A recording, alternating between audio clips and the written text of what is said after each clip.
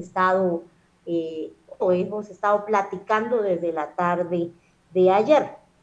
Importante es decir que estamos a puertas de poder iniciar a conocer al derecho probatorio.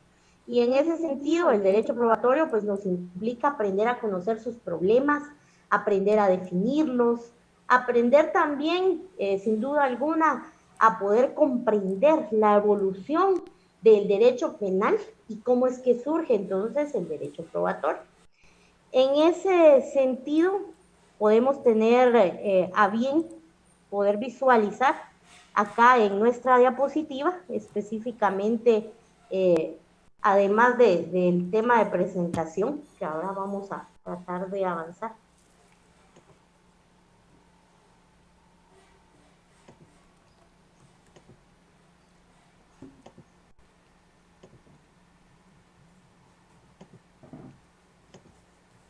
Y especialmente empezamos entonces a conocer, y como ustedes le darán seguimiento en su programa, el primer tema importante para poder entender y comprender los problemas de específicamente el derecho probatorio es sin duda alguna poder establecer y conocer al proceso entonces como un método de conocimiento.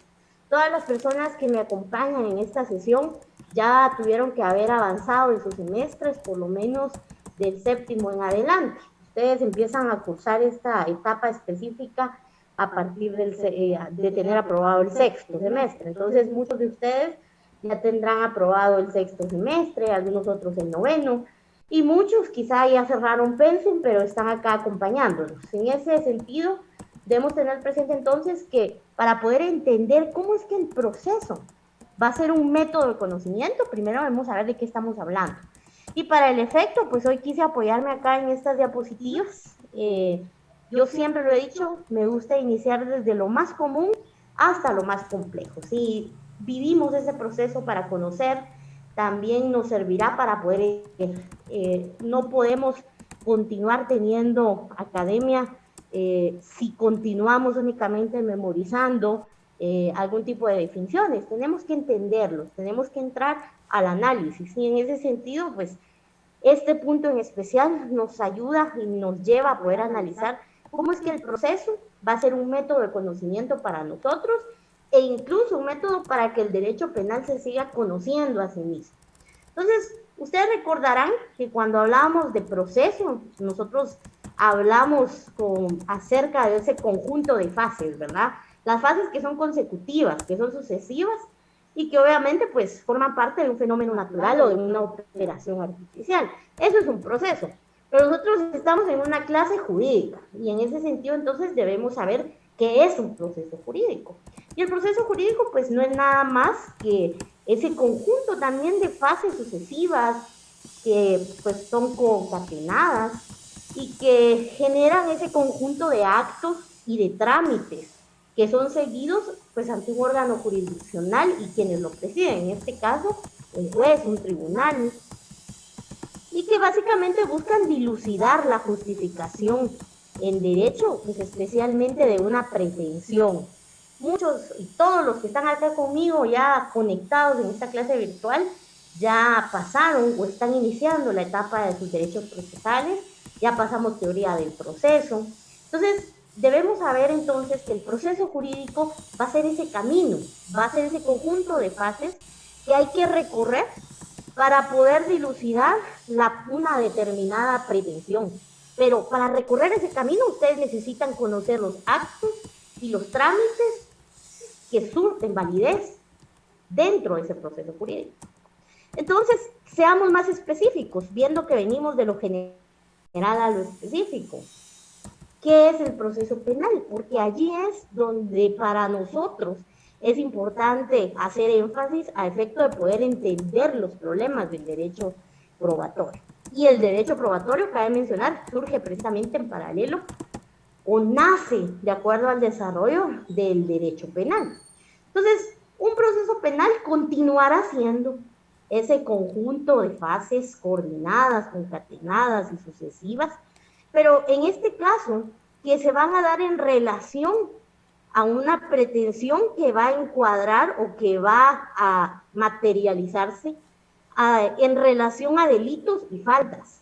Todos sabemos acá que los delitos y faltas pues, son ese contenido para poder juzgar y para poder encuadrar conductas, tipificar conductas dentro del tema penal. Y esto pues quisiera yo que hiciéramos énfasis en lo que yo tengo acá subrayado, porque hablamos de que en el proceso penal se van a seguir pues específicamente trámites, específicamente lo que hablábamos hace un momentito, se van a seguir procedimientos con una determinada validez, es decir, que deben estar apegados a lo que la ley indica. ¿Respecto a qué? Bueno, respecto a una acusación pública o privada y, mucho ojo, y una defensa del acusado.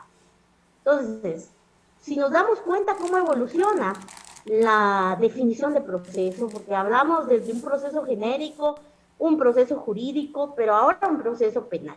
Y nos damos cuenta que continúa siendo ese camino que hay que allanar, ese camino que hay que pasar, que hay que cumplir etapas, que eso se ve en las 3 definiciones, que además esas etapas se hacen y se deben evacuar a través de actuaciones, a través de trámites que tengan una validez jurídica, pero acá es importante porque habla acerca de que se va a guardar una relación con delitos y faltas y que se seguirá una acusación y también dentro del mismo se dará una defensa.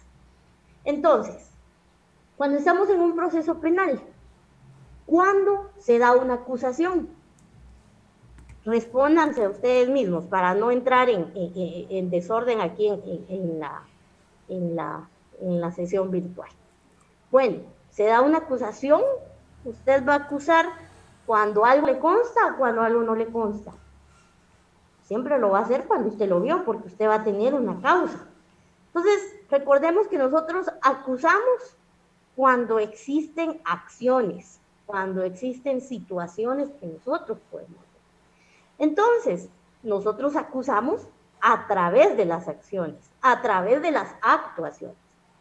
Que sea de índole público o privado, eso es otra cosa, y que lo hablaremos más adelante. Pero hablamos entonces del hecho como tal de la acusación, que surge y que deviene de actuaciones dentro del proceso y obviamente de actuaciones de las personas inmersas en el proceso. En este caso, especialmente, pues las partes procesales. Pero también debemos tener claro que se habla de la defensa. ¿Y cuándo defendemos? Bueno, la defensa puede verse en 2 vías dentro de un proceso penal. La defensa puede verse desde la vía positiva cuando se ejerce, es decir, cuando el abogado, cuando la persona que está siendo, en este caso, acusada, puede ejercer ese derecho de defensa y puede probar que los hechos que se le están acusando, se están acaeciendo, pues no le pertenecen, no fueron cometidos por él. O bien que la conducta que él practicó, pues no encuadró dentro de un tipo penal. En este caso, entonces, hablamos de que la defensa puede verse desde esa vía positiva, cuando la defensa se ejerce. Pero la defensa tiene 2 caras, como lo hablábamos hace un momentito. La cara bonita, se pudiera decir, que es cuando es atacada, perdón, que es cuando es ejercida, pero la cara triste, que es cuando también es la defensa susceptible de cuestionamiento. Entonces, la defensa también puede ser atacada. La defensa, entonces, a diferencia de ejercerse, en este caso, también puede surtir de alguna manera efectos negativos si la defensa está mal planteada.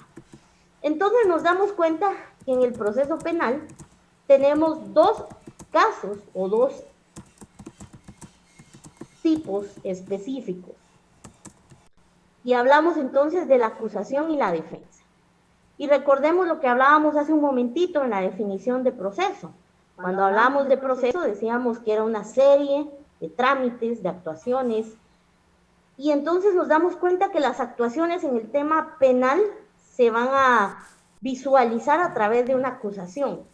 Y la defensa no solamente se va a dar a través de actuaciones, sino también a través de criterios y a través específicamente de la práctica de la misma. Entonces nos damos cuenta que como elementos principales dentro del proceso penal tenemos a la acusación y a la defensa.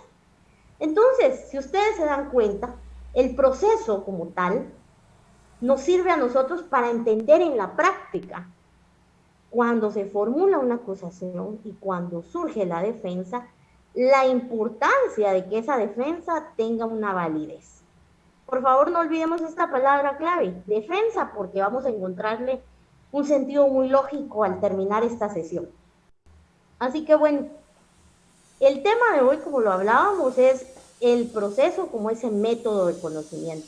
Entonces, si ya sabemos qué es el proceso, si ya sabemos qué contiene el proceso y cuáles son las dos características principales que podemos ver en el desarrollo del proceso penal, como lo son la acusación y la defensa, hablemos entonces de qué es el método de conocimiento. Y aquí miren, yo me voy con definiciones sencillas de la Real Academia Española.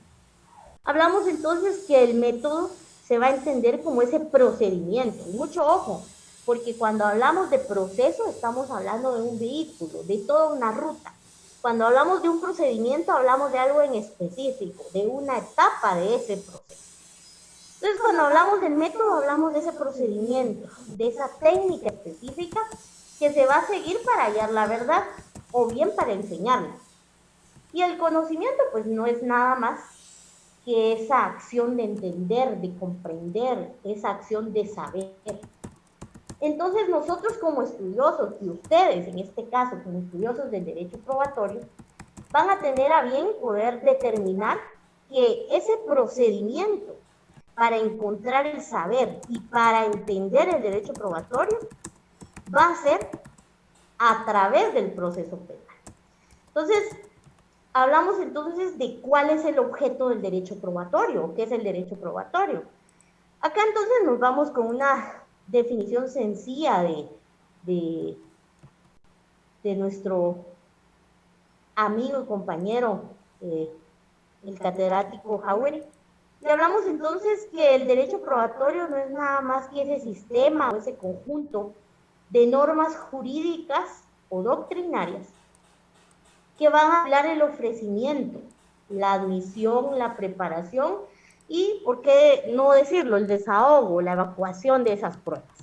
Si ustedes se dan cuenta, hablamos entonces que el derecho probatorio va a cubrir o va a englobar, va a encerrar a ese conjunto de normas jurídicas o bien a ese conjunto de doctrinas que van a regular las distintas etapas de la prueba. Y hablábamos entonces de una defensa dentro del proceso penal. La defensa entonces necesita constituirse a través de un medio fundamental, cuyo medio ¿cuál es? La prueba. Y para el efecto nosotros hablábamos, así como la defensa puede ejercerse, la defensa puede ser atacada. Entonces la defensa necesita nutrir a la prueba y para nutrirla entonces genera ese marco de normas jurídicas, ese marco de diferentes doctrinas que van a regular a la prueba, en este caso, y sus distintas etapas, ¿verdad? Cuando es ofrecida, cuando es admitida, cuando se prepara y cuando se presenta. Entonces, en este caso hablamos del derecho probatorio. Entonces, por acá yo les preparé este pequeño esquema para que podamos aterrizar, podamos concluir entonces qué nos va a permitir, en este caso, específicamente, pues el derecho, acá me quedé, ¿qué nos va a permitir entonces el poder conocer al proceso? Entonces, ¿cuál es el beneficio? En primer lugar, ya lo hablamos hace un momento. Perdón. Vamos a...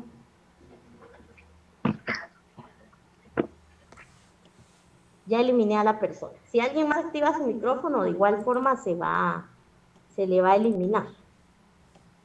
Bien. Entonces, ¿qué nos permite o cuál es el objetivo de poder estudiar el proceso? Bueno, el primer elemento especial es el proceso jurídico, en este caso, si queremos enfocarlo al área penal, pues en su práctica, porque ya hablábamos que la práctica de ese proceso nos lleva a establecer un método para poder conocer al derecho probatorio. Entonces, en la práctica de dicho proceso encontramos acciones, ya lo hablábamos hace un momento, actuaciones al momento de acusar, al momento de poder iniciar un proceso como tal, Pero también el proceso jurídico en su práctica conlleva la defensa. Entonces, si sumamos estos dos elementos principales o características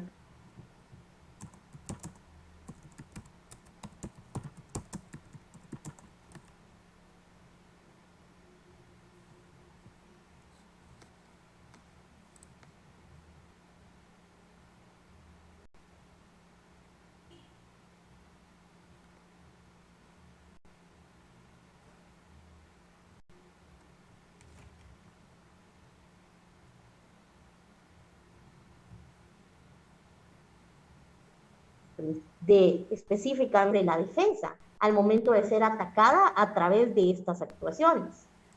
¿Cuáles son las virtudes que goza la defensa al momento de ejercer actuaciones en contra o específicamente apegadas a derecho para defender a la persona, valga la redundancia, que en su momento la necesita? Entonces, cuando sumamos la práctica de las actuaciones y la práctica de la defensa, nosotros como estudiosos del derecho probatorio vamos a tener un método, y ese va a ser nuestro método: conocer el proceso penal.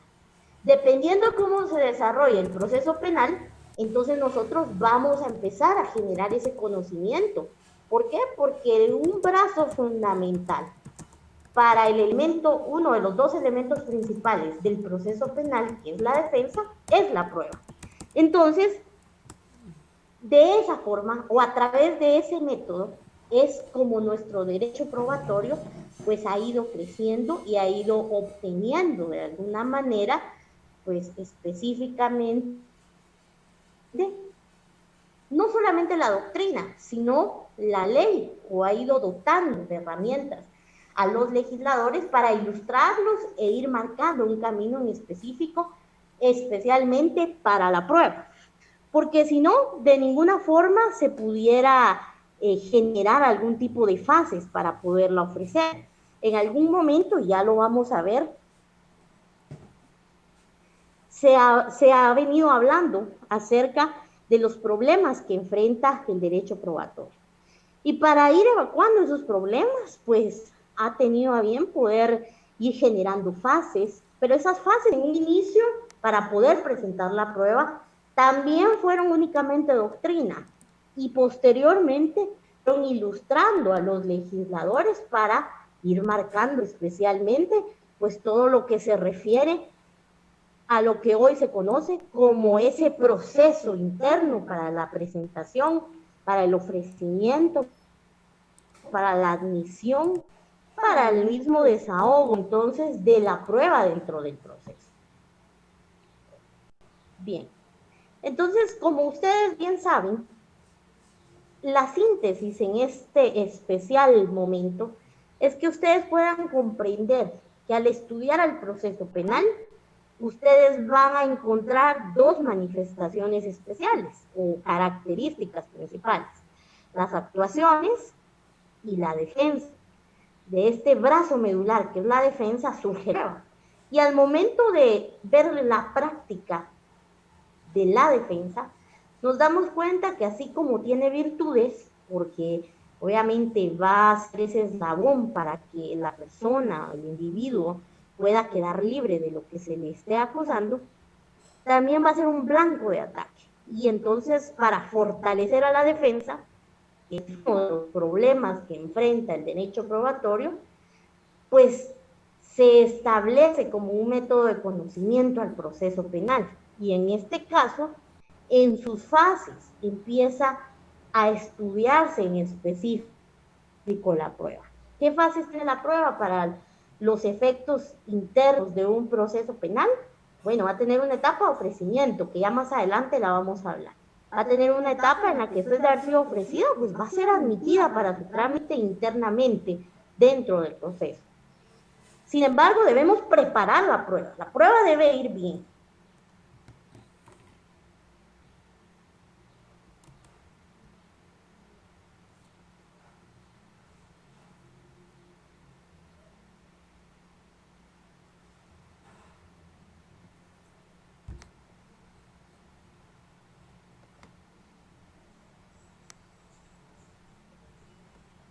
estamos hablando de que la preparación no es de nuestro programa.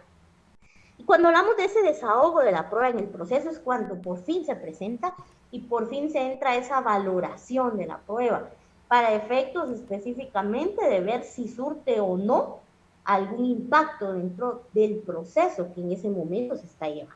Entonces, por favor, si pueden tomar captura de pantalla, tómenla. Si no, tomen nota. Pero este es específicamente una síntesis del análisis que se hizo en las diapositivas que antecedieron. Bien, vamos a continuar. Solo vamos a esperar acá que se me traba un poco el dispositivo.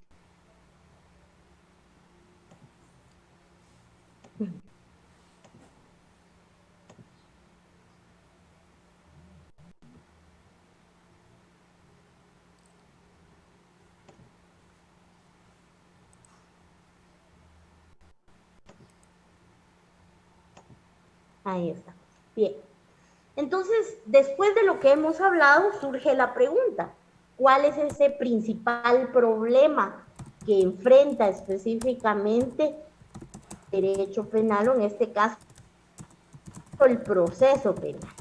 Entonces, para ello es necesario poder saber cuáles son esos problemas que surgen dada la práctica de la defensa en el proceso penal.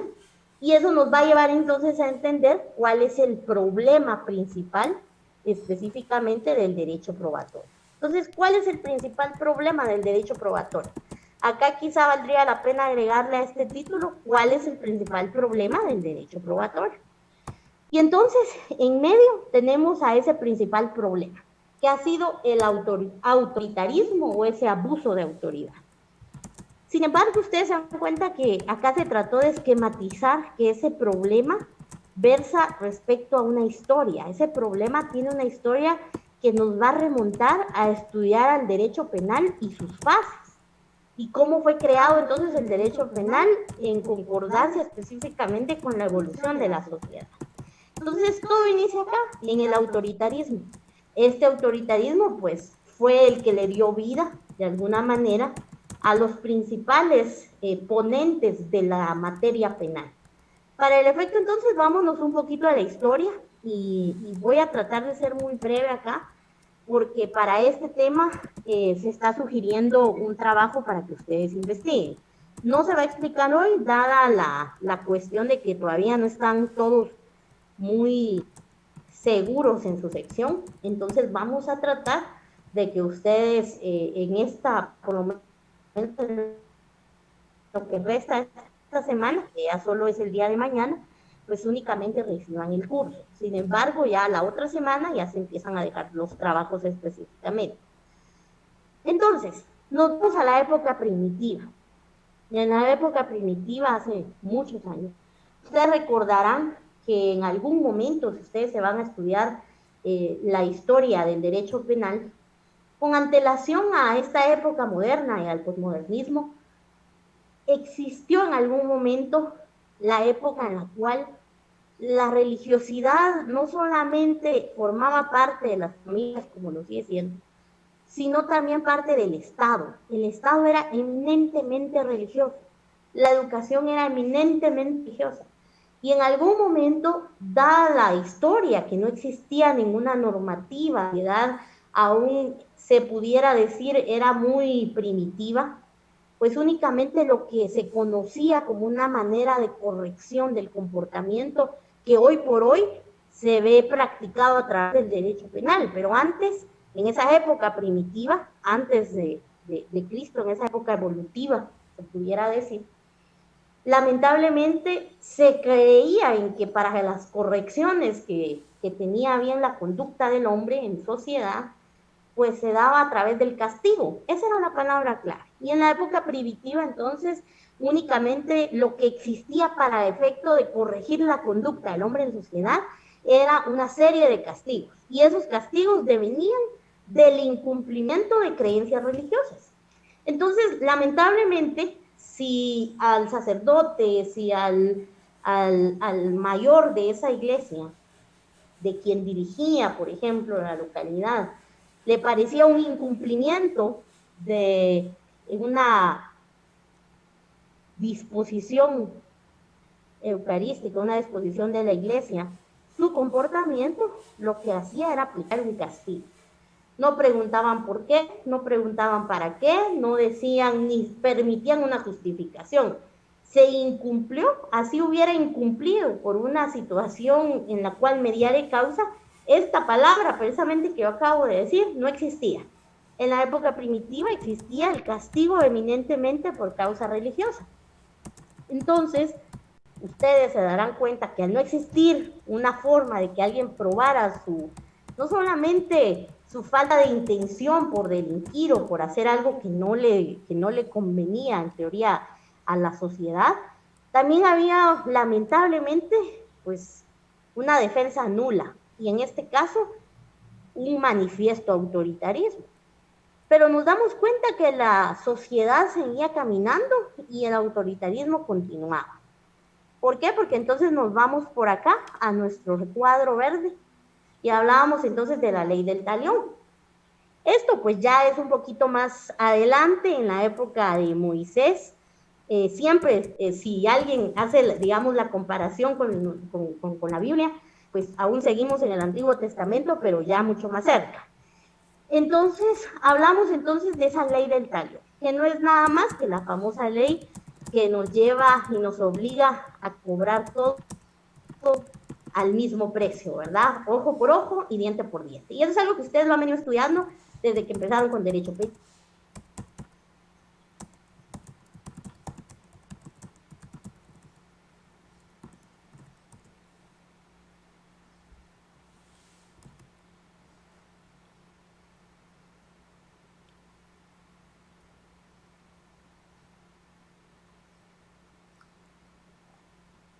Aunque va a ser sujeto, tenemos como máximo exponente o como referencia, hablamos específicamente pues de las tablas de Moisés. Allí había habría mucha tela que cortar, que también vamos a abordarla al momento de estar en el tema de desarrollar nuestro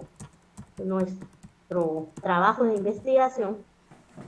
Pero allí específicamente recordaremos que también continúa el autoritarismo. ¿Y por qué continúa? Bueno, ustedes recordarán, si los vamos a leer toda la Biblia, y quisiera agarrar ese ejemplo porque es mucho más tipo para todos. Pero hablamos entonces especialmente de esas situaciones que se daban en las cuales no solamente los pueblos cobraban todo al mismo precio del daño que ellos recibían, sino que desataba una sarda o una cadena de guerras y todos los países vivían en guerra porque todos se cobraban al precio que les daban. Entonces, veníamos de una época primitiva en la cual todo se solucionaba a través de castigos, golpes. Los golpes continuaban y no hablamos solo de golpes físicos, hablamos de golpes sociales, de golpes, pues obviamente que no tenían para nada de idea de una democracia. Entonces, hablábamos de ese terrorismo que existía porque unos a otros, utilizando una palabra coloquial, pudiéramos decir, se daban, y pues se cobraban al 100 por el 100, así como ellos recibían, así daban. Entonces el autoritarismo continuaba porque acá entonces en la ley de talión, a diferencia de la época primitiva, que todos agachaban la cabeza y había pues una hegemonía, se pudiera decir, la iglesia estaba puesta sobre toda la sociedad. En la etapa de la ley del talión, acá ya todos buscan crecer. Y entonces era una constante guerra, porque a diferencia de la época primitiva, donde todos agachaban la cabeza, aquí todos se cobraban como recibían. Y en ese sentido, pues no había nadie que agachara la cabeza, porque todos se sentían con derecho de quizá acabar con la vida de alguien en nombre de específicamente invocar a esta famosa ley, ¿verdad? Cobrando ese ojo por el ojo o el diente por el diente.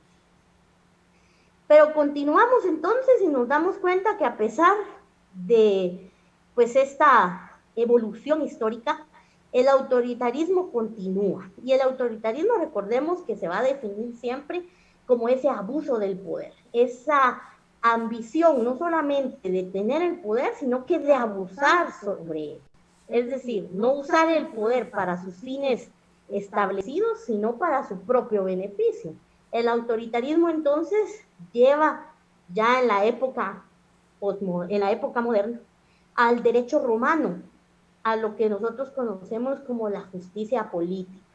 Cuando hablamos de esa etapa, es una etapa muy bonita porque recordamos que en ese momento, ya en el caso de Roma específicamente, pues se inicia con los primeros tratados, los primeros postulados especialmente acerca de derecho romano. Ustedes recordarán que, por ejemplo, tenemos todo el digesto, por ejemplo, en el derecho romano, que es esa base, ese cimiento para lo que hoy conocemos como nuestro Código Civil, ¿verdad? Pero ahí ya sería adentrarnos a otro tema.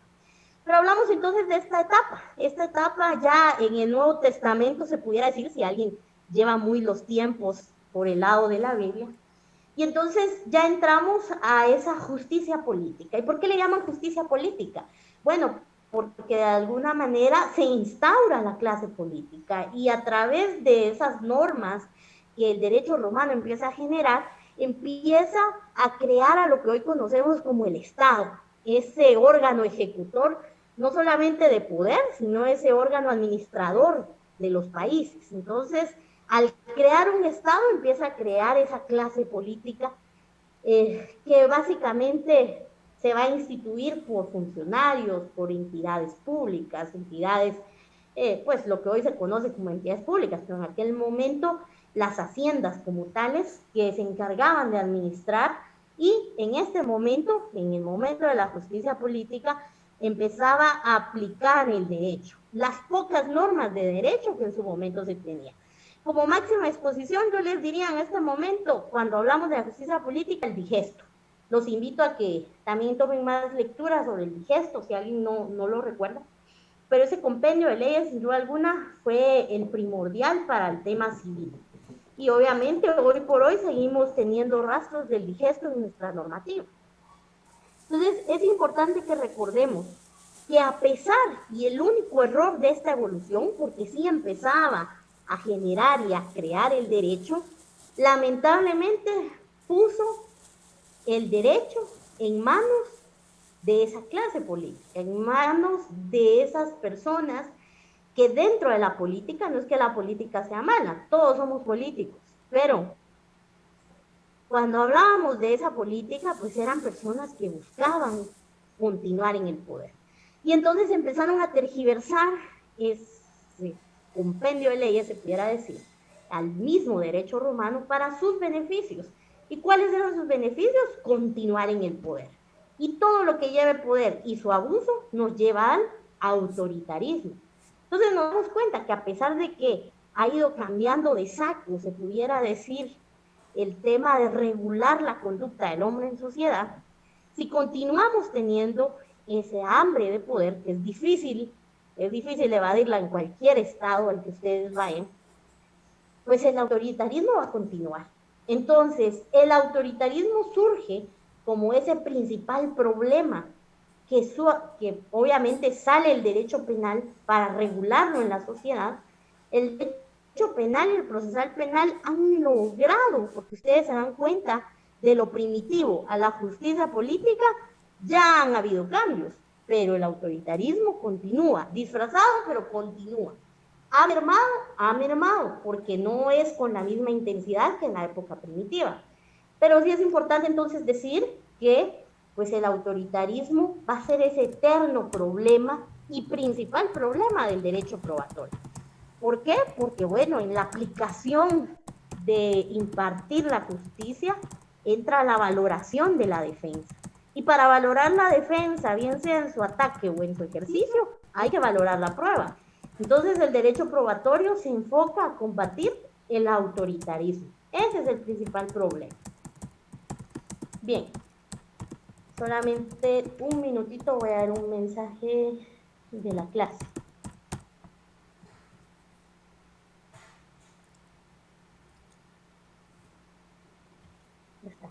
Bien.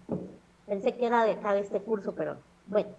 Hablamos entonces que como consecuencia de poder ya saber cuál es el principal problema del derecho probatorio, que va de la mano específicamente. Entonces vamos a empezar a iniciar, a estudiar uno de los que funge como ese brazo que va a coadyuvar al derecho probatorio para permanecer.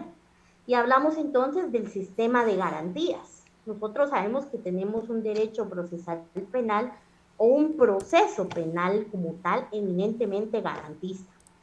Y bueno, cuando hablamos de ese sistema de garantías, es un sistema inmerso en el proceso penal que va a surgir como ese fruto de la revolución que se da en contra del absolutismo monárquico, que ahora hablábamos hace un momento, acerca de ese abuso de poder y obviamente de las arbitrariedades de los jueces.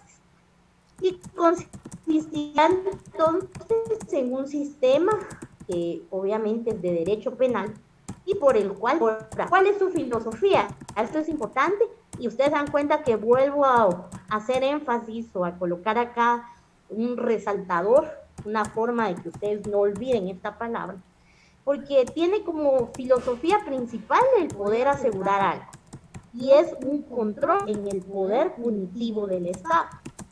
Entonces la pregunta es, ¿cuál es ese poder punitivo del Estado?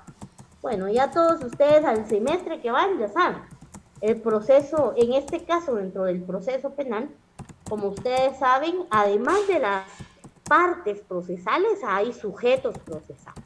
Y ustedes saben que los sujetos procesales pues van a ser esas personas que van a intervenir en el proceso, pero dentro del trámite, más no se van a beneficiar en ninguna manera del resultado que dé ese proceso.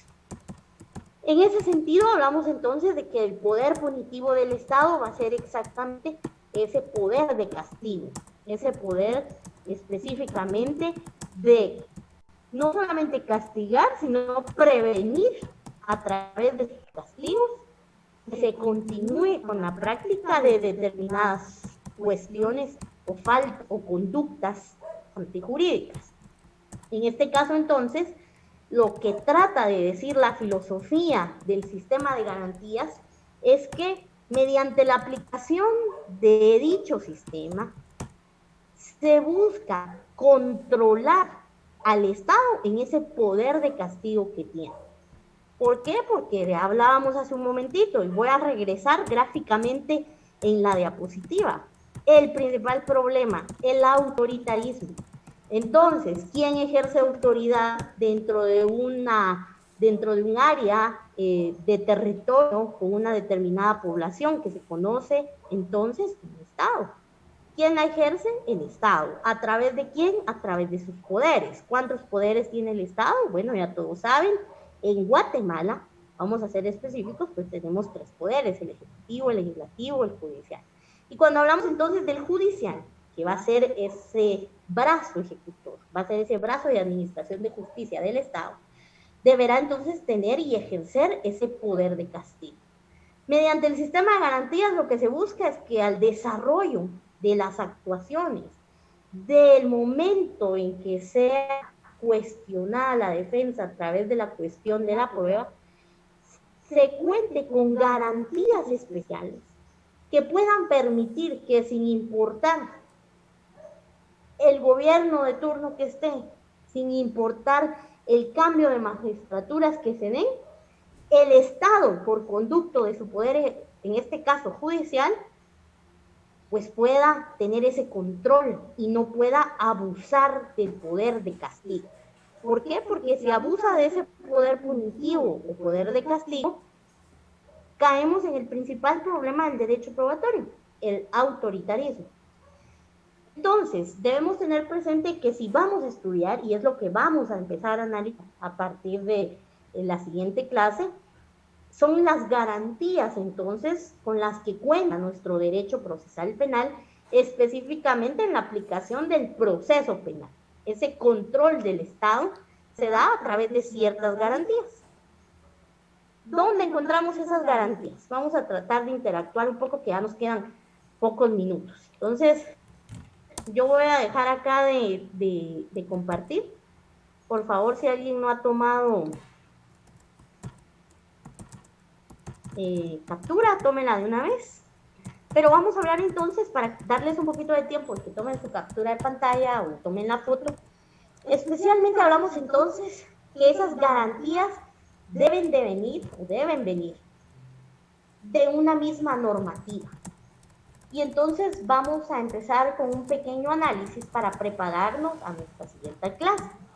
Y hablamos entonces que el poder punitivo del Estado se va a ejercer, obviamente, a través de los órganos jurisdiccionales, pero recordemos que todo este marco está sujeto a un marco normativo. Y recordaremos entonces aquella pirámide de Kelsen que nos pone a la Constitución como ese ente consagrado, y de allí hacia abajo pues ya se viene toda la normativa ordinaria, reglamentaria y convencional. Entonces, recordemos que tanto el derecho penal como el procesal penal tienen en Guatemala, siempre quiero hacer mucho énfasis, en Guatemala, pues tienen su principal acaecimiento, su principal brote, se pudiera decir, o su principal normativa en códigos de carácter ordinario. Ordinario, hablamos entonces de aquella normativa que es aprobada por una mayoría determinada dentro del Congreso, en este caso, pues, que es el órgano competente para generar normativa. Pero recordemos entonces que estas garantías deben venir de un momento, no solamente un momento jurídico oportuno, sino también deben estar inmersas en cuerpos normativos que puedan generar ese control sobre la ley ordinaria. Entonces, en nuestra pirámide de Kelsen, que ustedes ya recordarán, arriba de las leyes ordinarias, ¿qué encontramos? Bueno, encontramos la ley, a la ley suprema que se pudiera decir en este caso, la Constitución, y pues a esos tratados internacionales en materia de derechos humanos. Entonces, cuando hablamos de nuestras garantías para que puedan surtir efectos sobre especialmente una normativa ordinaria, dichas garantías, aunque se desarrollen en normativa ordinaria, deben estar previstas en una normativa constitucional. Y para el efecto, entonces, les voy a pedir